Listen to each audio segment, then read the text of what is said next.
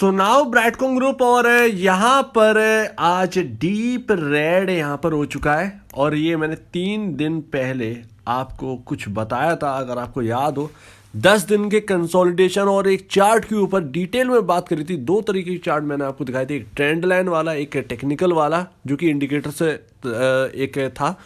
तो आपको 3 दिन पहले मैंने आपको बता दिया था क्या हुआ है एक्चुअल में। और वो 3 दिन के बाद कल का दिन बड़ा शॉकिंग था, उसके बाद आज का भी दिन बहुत शॉकिंग है जो कि मैं आपको बताने वाला हूँ। कल के दिन क्या हुआ था ये भी पता होना चाहिए। कल हम डिटेल में बात तो करे थे, बट एक्चुअल में एक और बात थी जिस पर हम लोग बात नहीं कर पाए क्योंकि वो नज़र में नहीं आई। लेकिन जब नज़र में आई तब तक वीडियो बन चुकी थी, लेकिन उससे कोई रिलेटेड नहीं है कि आपका गिरावट रुक जाती, ऐसा कुछ भी नहीं है। ये आपको पता होना चाहिए। मैं आपको दिखाता हूँ कुछ ऐसी चीज़ें। कल आपको पता चला होगा ब्राइटकॉम ग्रुप के अंदर कल एक ऐसा दिन था जो कि 2 साल से हमने जो हमने देखा है वॉल्यूम, एक्चुअली में 2 साल का रिकॉर्ड ब्रेक हुआ है ब्राइटकॉम ग्रुप के अंदर।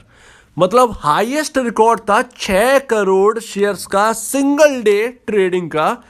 लेकिन कल के दिन 10 करोड़ का वॉल्यूम था और शॉकिंग इसलिए था 10 करोड़ का वॉल्यूम होने के बाद। कल तो 10% की तेजी थी, उसके बाद एकदम मंदी आई, 5% नीचे बंद हुआ। राइट, ऐसे ही था ना। सो यहां पर आपको टोटल कल 15% का मूव देखने को मिला है ब्राइटकॉम ग्रुप के अंदर और उसमें 10 करोड़ शेयर्स में काम हुआ है। और अगर आप डिलीवरी परसेंटेज देखोगे तो कभी ब्राइटकॉम ग्रुप के अंदर यहां पर है 30% तो अब आने लगी है डिलीवरी। पहले तो 50% से नीचे होती नहीं थी, तो डिलीवरी परसेंटेज घटा है।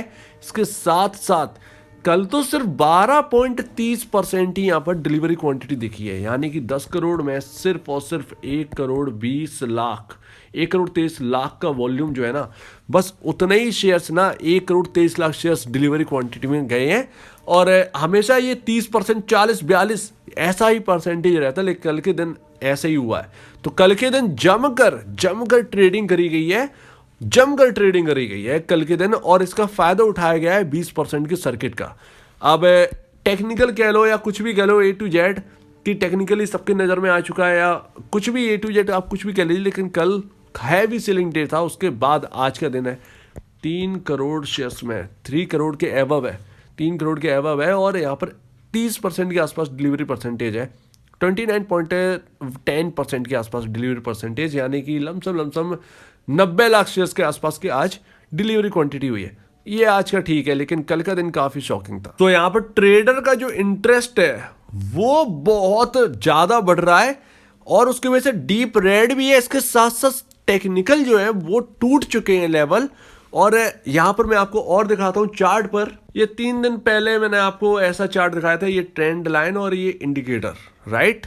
उसके बाद ट्रेंड लाइन के बाद मैंने क्या कहा था, 10 दिन की कैंडल अगर आप देख लो तो 33 रुपए पर ऐसा सपोर्ट बनाए हुए था, लेकिन 33 रुपए बचा नहीं। राइट, 33 रुपए की नीचे गया, क्लोजिंग दे दी, उसके नीचे क्लोजिंग दे दी और ट्रेंड लाइन ब्रीच हो गई। उसके बाद लगातार डीप रेड इस स्टॉक के अंदर देखने को मिला। एक बार हायर यहाँ पर जो ट्रेंड लाइन है हायर हैंड को छुआ, लेकिन उसके बाद जो पैनिक बना इस शेयर के अंदर वो तो भाई देखने वाली था। 36 रुपए से सीधा यहाँ पर जो है 30 रुपए 90 पैसे या ऐसी समथिंग यहाँ पर जो है कुछ लो लगाया था कल के दिन। तो ये था, और आज के दिन फिर वैसे ही हाल है, 30 रुपए 15 पैसे। अब ये 30 रुपए 15 पैसे क्या है, ये हम आ चुके हैं 52 वीक लो के पास।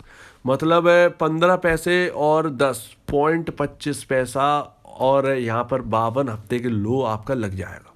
मतलब 0.30 पैसा कल अगर गिर गया ना शेयर इन्हीं भाव से, इस भाव से, तो आपका 52 हफ्ते का जो लो है वो टूट जाएगा और उसके नीचे का एक लो बना देगा। यानी कि ऐसे मार्केट में एक आपके सामने एक ऐसा स्टॉक है। और यही नहीं है, बाकी आईटी अगर आप देखोगे तो उनका भी यही हाल है, जिसमें आपको कई जगह पर तेजी देखने को मिल रही होगी। वो काफी ओवर सोल्ड जोन में चले गए, जिसकी वजह से उनमें थोड़ी सी एक बाउंस बैक आ रहा है, लेकिन वो बाउंस बैक सस्टेनेबल है ही नहीं एक्चुअल में।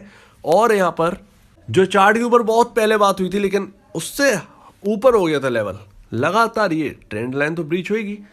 अब यहाँ पर कौन सा है, 28 रुपए 40 पैसे के आसपास, ये वो लेवल है जहां पर सपोर्ट मिल सकता है, 28 रुपए 40 पैसे। लेकिन वो मजबूत कड़ी दिख नहीं रही है, क्योंकि मार्केट यहाँ पर जो है वो उसका हो चुका है बुरा हाल, और उसमें ये लेवल को बचा पाना शायद अगर मुश्किल है।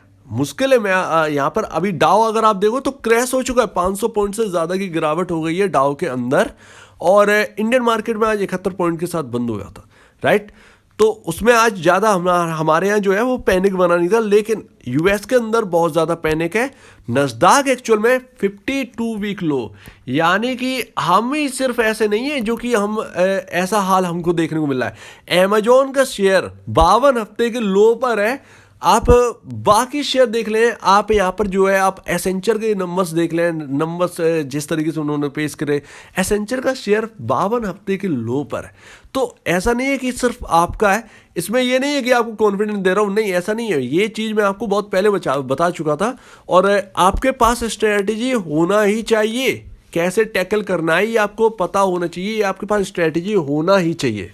और नस्दाक की मैं आपको बात बताऊं, देखिए नस्दाक का ये हाल है, 2.61% गिर गया, 10,429 पर आ चुका है, वापस लगातार एक हायर एंड बनाकर हायर लोअर ये सब चल रहा है नस्दाक के अंदर।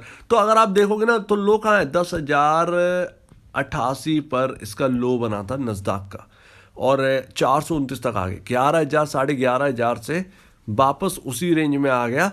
और यहाँ पर एक और दिक्कत आ चुकी है। अब दिक्कत क्या है, कोविड की वजह से मार्केट बहुत डरा हुआ है। नई अगर खबरें आ गई हैं, नई और खबरें अगर आएंगी ना तो ये और डराने वाली बात होगी। अब कोविड का और मार्केट के ऊपर प्रेशर है, मार्केट और नहीं चलने वाला, तो एक दबाव यहाँ से भी आएगा, फिर फेड का दबाव है, तो मार्केट ना पूरी तरीके से घिरा हुआ है। तो जब तक मार्केट में भी अगर मंदी रहेगी पूरी तरीके से, तो और दबाव यहाँ पर रहता है हर एक स्टॉक के ऊपर, किसी पर ज़्यादा तो किसी पर कम।